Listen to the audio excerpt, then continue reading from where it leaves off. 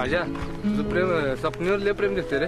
मग लगा त्यासाठी मी लय काय काय केलंय. सगळ्या गावाला माहित आहे त्यासाठी तू काय काय केलास. त्याच्या बाजू गुरावाने मार खाल्लायस लागा. आजा लय मार खालास का रे. त्याचा ऐका लागला शिवजीच्या माग लागला होता ती गेली पळून रात्री. आमची पळून तर गेलं तुझ्यासारखं मार तर खाल्ला नाही लागा.